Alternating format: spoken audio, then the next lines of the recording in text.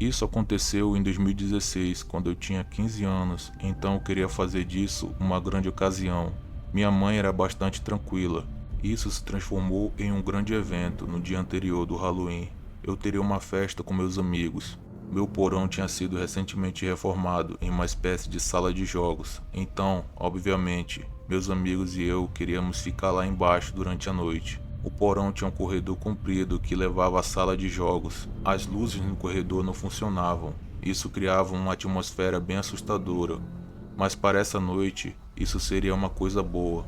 Era por volta das 11 horas da noite. Tínhamos acabado de assistir ao filme Pânico, que era o segundo filme da noite. O próximo filme seria Atividade Paranormal, que nenhum de nós havia assistido antes, e foi por isso que eu escolhi. Lembro-me de pausar o filme. Nem mesmo 30 segundos após o início, devido à luz de detecção de movimento no quintal que se acendeu, iluminando toda a sala e arruinando a atmosfera assustadora que tínhamos criado.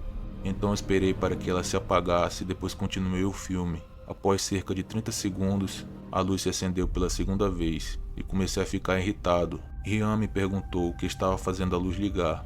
Eu disse que não tinha ideia, mas 30 segundos depois se passaram e a luz se apagou novamente e eu continuei o filme. Nesse ponto eu queria saber o que diabos estava acontecendo, então eu subi as escadas para que eu pudesse ver o que era. Olhei pela porta dos fundos. Quando cheguei lá, a luz no quintal havia se apagado, então era difícil ver. Fiquei parado por 5 minutos, esperando algo acontecer, mas nada aconteceu. Desci de volta para a sala de jogos e decidimos desligar o filme e apenas mexer em nossos telefones e conversar. Não estávamos muito envolvidos no filme de qualquer maneira. Cerca de 2 horas depois, todos estavam dormindo, exceto eu. Eu estava apenas com o celular quando a luz de movimento se acendeu novamente pela quarta vez. Eu estava exausto, porém eu achei que era apenas um grupo de crianças tentando nos assustar ou algo assim. Mas quanto mais eu pensava nisso, menos fazia sentido. Eu fui verificar o quintal pela última vez, como pensei que aconteceria. Não havia ninguém lá fora. Desisti e desci para a sala. A próxima noite chegou.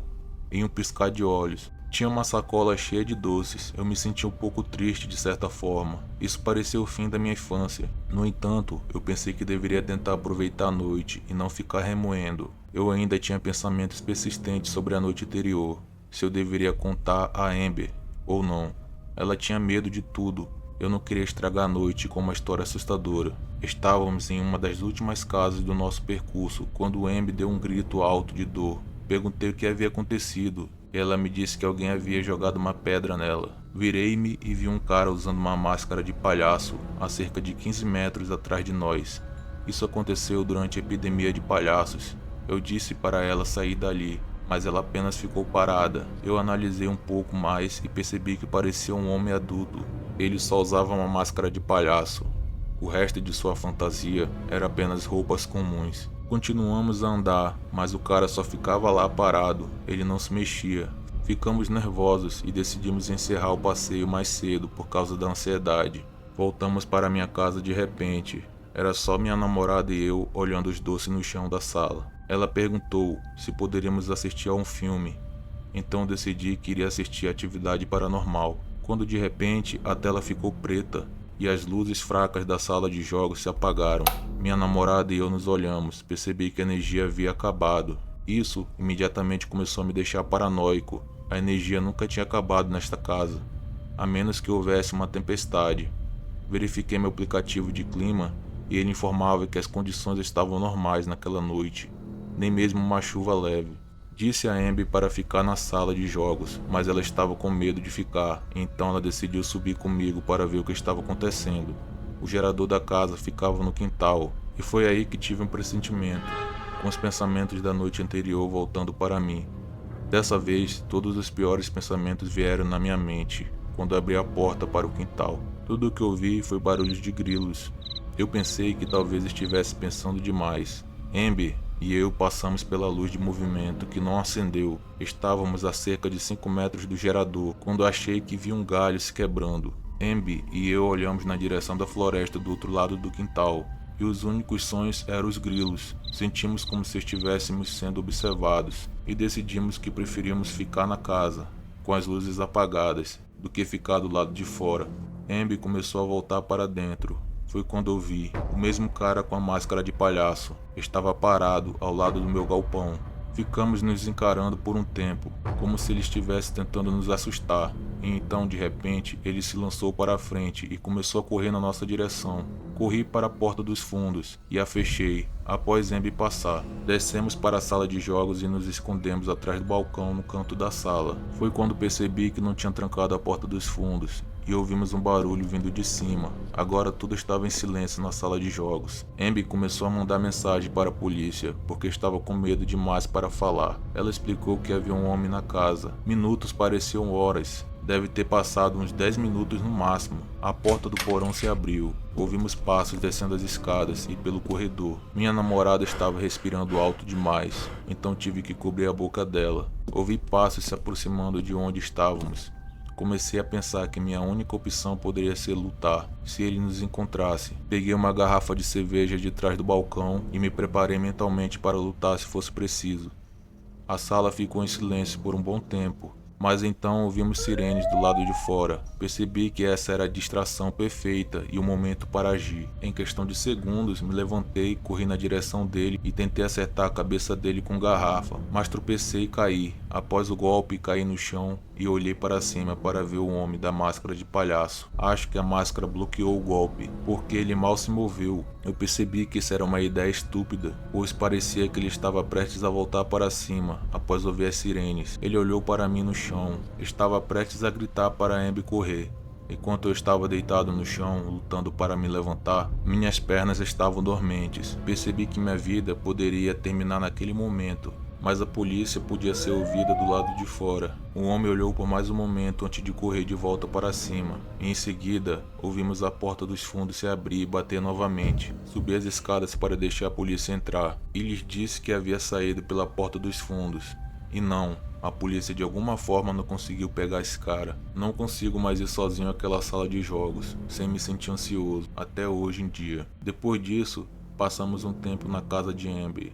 Não há nada que possamos fazer, além de olhar para trás e ser gratos por estarmos vivos. Nunca esquecerei a sensação de olhar para cima e ver aquela máscara de palhaço olhando para mim, naquela noite de Halloween.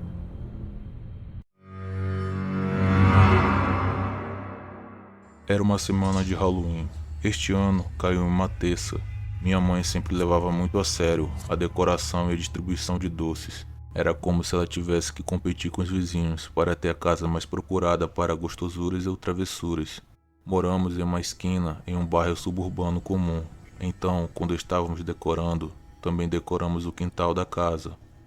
Como Halloween caiu em uma terça este ano, a distribuição de doces começou meio tarde. No entanto, era um dia nublado e frio, com chance de chuva.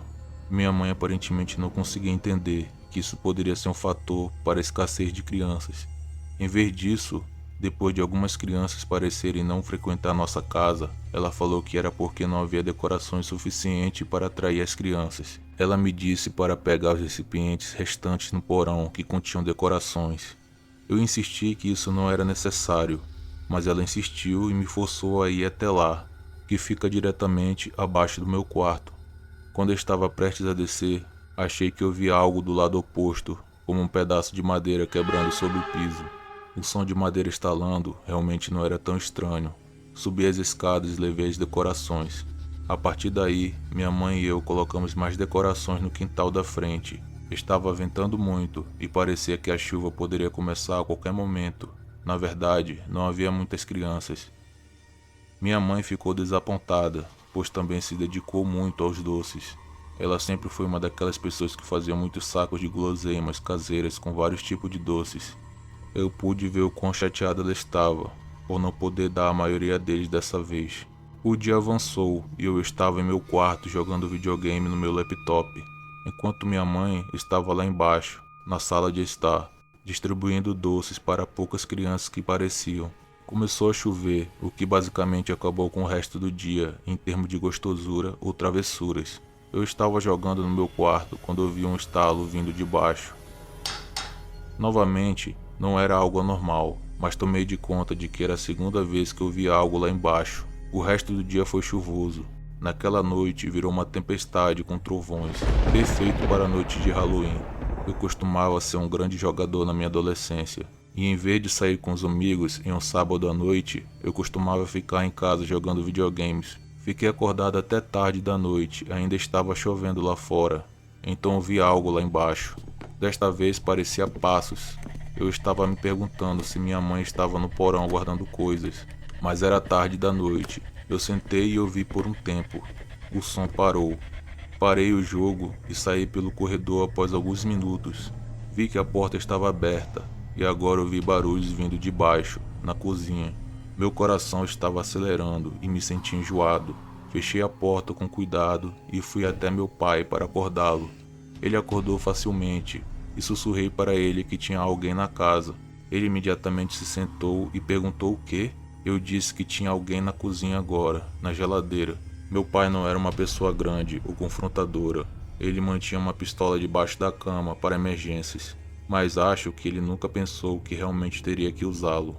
Meu pai me disse para ficar quieto. Ele foi verificar o corredor silenciosamente. Quando ele voltou para dentro, sussurrou que viu alguém no corredor, subindo para o segundo andar. Ele fechou a porta do quarto e trancou, e depois ligou para a polícia. Nesse ponto, minha mãe também estava acordada, mas todos nós ficamos o mais silencioso possível e não entramos em pânico. Agora era uma questão de esperar até que a polícia chegasse. Meu pai desceu para abrir a porta da frente. A polícia teve que entrar e encontrou um homem com aparência de sem-teto escondido no canto atrás de recipientes na parede. Os sons que eu estava ouvindo eram na verdade de uma pessoa o tempo todo.